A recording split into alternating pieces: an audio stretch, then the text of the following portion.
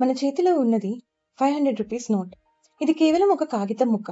కానీ దీంతో మనం బట్టలు కొంటాం, భోజనం చేస్తాం, పెట్రోల్ కొట్టిస్తాం. ఎందుకు? ఈ పేపర్ కి అంత వాల్యూ ఎలా వచ్చింది? లాస్ట్ ఎపిసోడ్ లో మనం బార్టర్ సిస్టమ్ ఫెయిల్ అయ్యి దాని నుంచి బంగారం కాయిన్స్ ఎలాగా వచ్చాయి, అక్కడ నుంచి కరెన్సీ నోట్ ఎలా వచ్చింది అనేది చూసాం. కానీ అసలు క్వశ్చన్ ఏంటంటే, ఈ పేపర్ నోట్ కి ఈ వాల్యూ ఎవరు ఇచ్చారు? అది ఈ రోజు తెలుసుకుందాం. బంగారం కాయిన్ కి వాల్యూ ఎందుకుంది?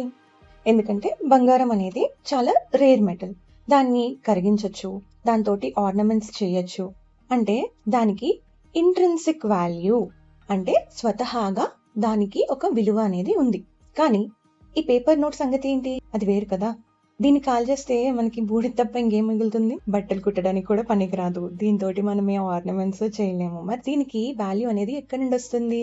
దీని ఆన్సర్ ఒక్క మాటలో చెప్పాలంటే ట్రస్ట్. నేను ఈ నోట్ మీకు ఇస్తే మీరు దాన్ని తీసుకొని వెజిటబుల్స్ అమ్మేవాడి దగ్గరికి వెళ్తే అతను కూడా దాన్ని యాక్సెప్ట్ చేసి తను యూజ్ చేసుకుంటాడు. అంటే ఈ యాక్సెప్టెన్స్ లో ఆ ట్రస్ట్ అనేది ఉంది ప్రతి ఒక్కరి దగ్గర. ఈ ట్రస్ట్ అందరికీ ఉంది కాబట్టి ఈ పేపర్ కి వాల్యూ అనేది వచ్చింది. ఫియట్ అనేది లాటిన్ వర్డ్. దీని మీనింగ్ ఏంటంటే ఇలా జరగాలి అని ప్రభుత్వం శాసనం చేయడం.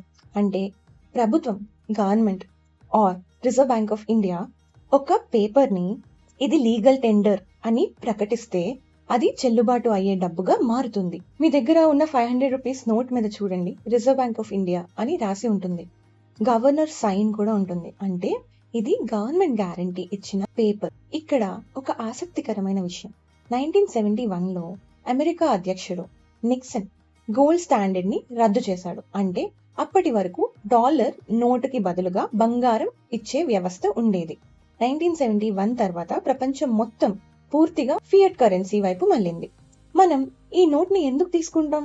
ఎందుకంటే ఒకటి, చట్టం దీన్ని ఆమోదిస్తుంది. రెండు, మనం ట్యాక్స్ కూడా ఇదే కరెన్సీలో కట్టాలి కాబట్టి. ఇప్పుడు ఒక సింపుల్ లాజిక్ అర్థం చేసుకుందాం. ఏదైనా వస్తువు ఎక్కువగా అందుబాటులో ఉంటే దాని విలువ తగ్గుతుంది, తక్కువగా ఉంటే దాని విలువ పెరుగుతుంది. ఇదే రూల్ మనీకి కూడా వర్తిస్తుంది. Simple demand and supply rule. ఎక్కువ సప్లై ఉందనుకోండి, డిమాండ్ ఆబ్వియస్ గా తగ్గిపోతుంది కదా లాంగ్ రన్ లో. ఒక ఎగ్జాంపుల్ చూద్దాం.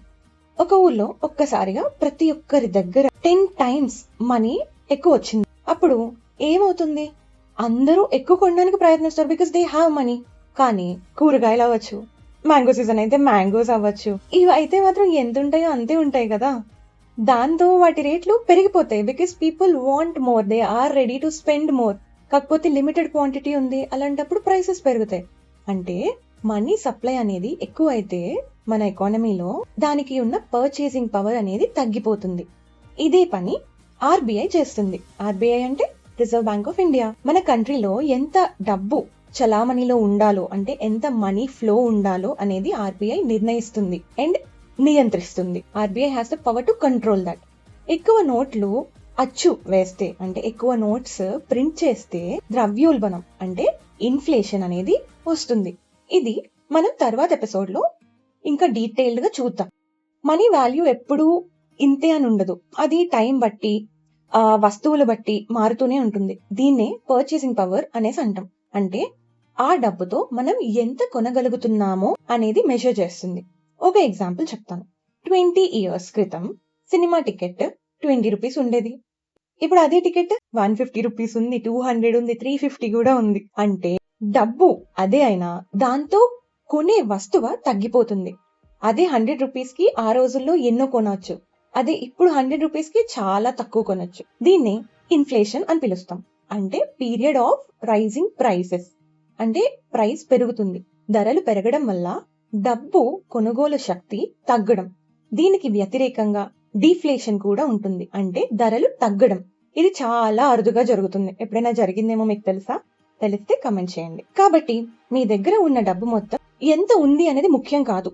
ఆ డబ్బుతో మీరు ఎంత కొనగలరు అనేది అసలైన వెల్త్ అన్నమాట, వెల్త్ క్రియేషన్.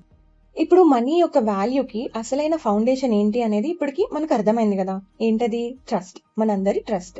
మరి ఆ నమ్మకం లేకపోతే అప్పుడు ఆ కరెన్సీ మొత్తం కుప్పకూలిపోతుంది. మీకు ఐడియా ఉంటే జింబాబ్వే దేశంలో 2000 టైంలో గవర్నమెంట్ చాలా ఎక్కువ నోట్స్ ప్రింట్ చేసింది.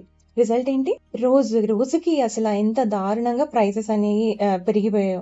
దీన్నే హైపర్ ఇన్ఫ్లేషన్ అంటారు. చివరికి వాళ్ళు $100 ట్రిలియన్ నోట్ కూడా ప్రింట్ చేయాల్సి వచ్చింది.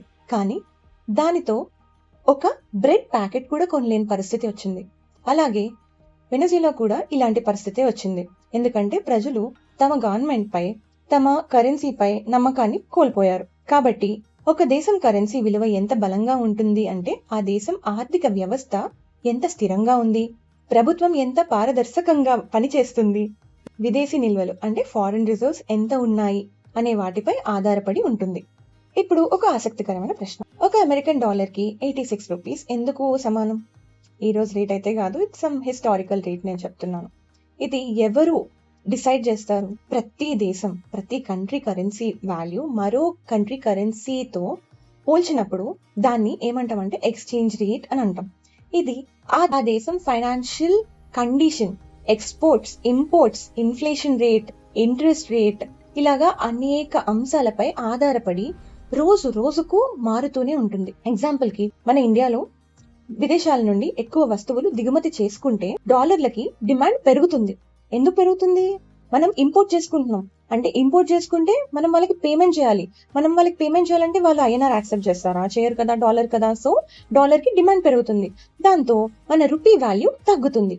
దీన్నే రూపాయి పతనం అని వార్తల్లో వింటూ ఉంటాం. రూపీ తగ్గిపోయింది అని చెప్పి వింటూ ఉంటాం కదా, అదే. ఈ ఎపిసోడ్ లో మనం చూసిన మొత్తం విషయాన్ని ఒక లైన్ లో చెప్పాలంటే, డబ్బు విలువ అనేది బంగారంలో లేదు, కాగితంలో కూడా లేదు. ఇది మన అందరి నమ్మకం మీద, భరోసా మీద ఆధారపడి ఉంది. సో ఫ్రెండ్స్, డబ్బుకి విలువ ఎలా వస్తుందో ఇప్పుడు మీకు పూర్తిగా అర్థమైంది. కానీ ఇక్కడ ఒక పెద్ద ప్రశ్న మిగిలిపోయింది. ఈ కొనుగోలు శక్తి అంటే పర్చేసింగ్ పవర్ కాలక్షమేణా ఎప్పుడు రెగ్యులర్ గా ఎందుకు, ఎలా తగ్గిపోతుంది? దాని వెనుక ఉన్న అసలు సైన్స్ ఏంటి? దాన్ని తర్వాత ఎపిసోడ్ లో డీటెయిల్డ్ గా చూద్దాం. వీడియో నచ్చితే లైక్ చేయండి, ఛానల్ సబ్స్క్రైబ్ చేయండి. కలుద్దాం మరి తర్వాత ఎపిసోడ్ లో. Have a great day. By.